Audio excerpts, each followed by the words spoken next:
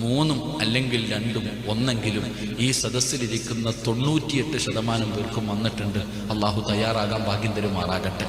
പിന്നെ 2% ഉസ്താദെ മുടിയും നരച്ചില്ല, ഒരു രോഗവുമില്ല, ഒരു വേദനയുമില്ല, ഗ്ലാമർ നഷ്ടപ്പെട്ടിട്ടില്ല എന്ന് പറഞ്ഞ് ചിരിക്കൊന്നും വേണ്ട, ഇത് വേണമെന്നൊരു നിർബന്ധവും ഇല്ല. അതാ മുടി നരച്ചാലേ മരിക്കുന്നുണ്ടോ? ഇല്ല, ഒരു നിർബന്ധവും ഇല്ല.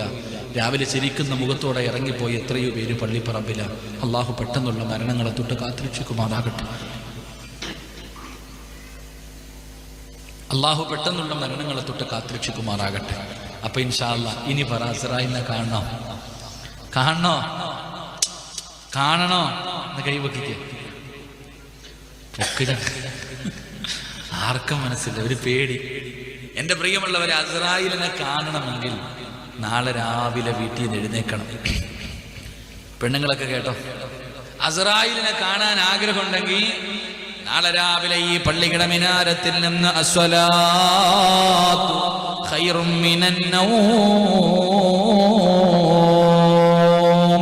ഈ പള്ളിയിൽ നിന്ന് നാളെ രാവിലെ സുബഹി ബാങ്ക് വിളിക്കുമ്പോ നിങ്ങൾ എല്ലാവരും എഴുന്നേറ്റ് ഒളുവെടുത്തിട്ട് ഈ പള്ളിയിൽ വരണം.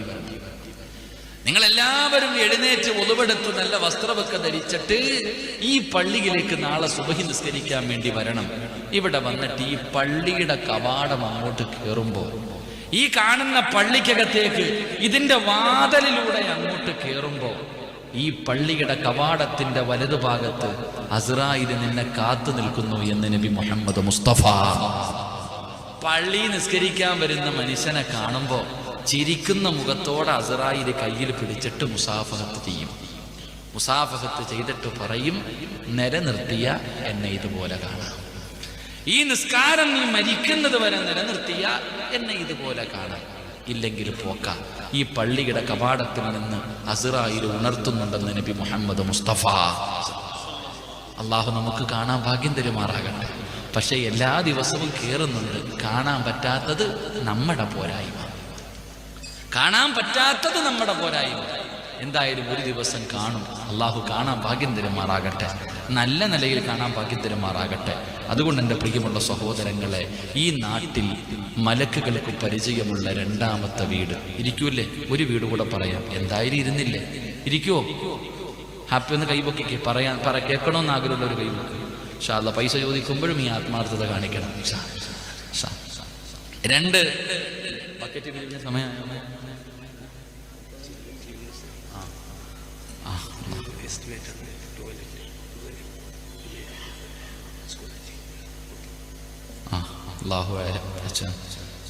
എന്തായാലും വലിയ എസ്റ്റിമേറ്റ് വന്നിട്ടുണ്ട്. പേടിക്കണ്ട, കൊണ്ട് എല്ലാവരുടെ കയ്യിലും കൊടുത്തരും. എന്റെ പ്രിയമുള്ള സഹോദരങ്ങളെ, 2ാമത്തെ വീട് ഏതെന്നറിയുമോ? അല്ലാഹുവിന്റെ പ്രവാചകൻ അവിടെന്ന് പറയുകയാണ്, യതീമായ മക്കള് താമസിക്കുന്ന വീടാണെന്ന് നബി മുഹമ്മദ് മുസ്തഫ സല്ലല്ലാഹു അലൈഹി വസല്ലമ തങ്ങൾ പറയുന്ന 2ാമത്തെ വീട്, യതീമായ മക്കള് താമസിക്കുന്ന വീട്, മലക്കുകൾ കാണാൻ വരുമെന്ന് നബിയിന റസൂലുള്ളാഹി. എങ്ങനെയുള്ള യതീമായ മക്കൾ? സന്തോഷത്തോടുകൂടി കഴിയുന്ന മക്കൾ. വാപ്പ മരണപ്പെട്ടു പോയി, ആ കുട്ടികളും ഉണ്ടായിരിക്കുപ്പ. അവിടെ വയത് പറയുന്നവർ നിർത്തിയാൽ ഞാൻ പറയാം. യതീമായ മക്കള് സന്തോഷത്തോടുകൂടി കഴിയാ. കൂടപ്പിറപ്പ് മരണപ്പെട്ടു പോയി, സഹോദരിയുടെ ഭർത്താവ് മരണപ്പെട്ടു പോയി. അല്ലാഹുവേ, മക്കളുമായിട്ട് വീട്ടിലുണ്ട്. കണ്ണുനീര് കുടിക്കുന്ന വീടല്ല, സന്തോഷത്തോടുകൂടി കഴിയുന്ന വീട്. വാപ്പ ഇല്ലെങ്കിലും ഞങ്ങളുണ്ടല്ലോ എന്ന് പറഞ്ഞുകൊണ്ട് യതീമിനെ സംരക്ഷിക്കുന്ന വീട്. ഈ ആകാശത്തിന്റെ കീഴിലെ ഏറ്റവും വലിയ മനോഹരമായ ഭവനമേതെന്നറിയുമോ? അല്ലാഹുവിന്റെ റസൂല് പറയുകയാണ്, യതീം സന്തോഷത്തോടുകൂടി കഴിയുന്ന വീടാണ്. ആകാശത്തിന്റെ കീഴിലെ ഏറ്റവും മനോഹരമായ വീട്, ഏറ്റവും നശിച്ച വീട് ഏതെന്നറിയുമോ? അത് യതീമിന്റെ കണ്ണുനീര് വീഴുന്ന വീടാണെന്ന് നബി മുഹമ്മദ് മുസ്തഫ സല്ലല്ലാഹു അലൈഹി വസല്ലമ തങ്ങൾ പറയുമ്പോൾ, യതീമായ മക്കൾ അനുഗ്രഹമാണ്.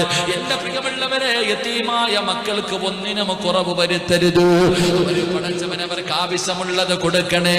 ഇന്നങ്ങനെയല്ലല്ലോ എന്റെ പ്രിയമുള്ളവരെ. യതീമായ മക്കളെ സ്നേഹിച്ചാൽ യതീമി ഫീ ജന്നത്തി ഹഖദാ, നാളെ മുത്തുനബിയുടെ കൂട്ടുകാരാണ്, നാളെ മുത്തുനബിയുടെ കൂട്ടുകാരാണ്. അതുകൊണ്ട് യതീമായ മക്കളെ കിട്ടിയാ കളയരുത്. നിങ്ങൾ തെരഞ്ഞു നടക്കണ ഈ നാട്ടുകാര് ഏത് വീട്ടിലാണ് യതീമായ കുഞ്ഞുള്ളത് തെരഞ്ഞു നടക്കണേ സഹോദരാ.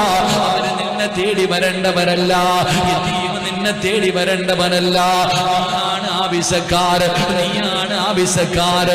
യതീമിന്റെ ഒരു മഹത്വം പറയാ, യതീമായ ഒരു കുഞ്ഞിന്റെ മഹത്വം പറഞ്ഞു തരാ. മഹാനായ നബി മുഹമ്മദ് മുസ്തഫ സല്ലല്ലാഹു അലൈഹി വസല്ലമ തങ്ങൾ പറയുകയാണ്, എന്റെ പ്രിയമുള്ളവരെ, പാപം ചെയ്യാത്ത ആരുമില്ല. ഞാനും നിങ്ങളും ജീവിതത്തിൽ ഒരുപാട് പാപം ചെയ്തവരാണ്. എവിടെ കൊണ്ട് കഴുകിക്കളയണമെന്നറിയില്ലല്ലോ. ഹജറുൽ അസ്വദ് മുത്തിയാ പാപം പൊറുക്കുമെന്നാണ്. അവിടെ പോകാൻ നമ്മുടെ കയ്യിൽ സമ്പാദ്യമില്ലല്ലോ.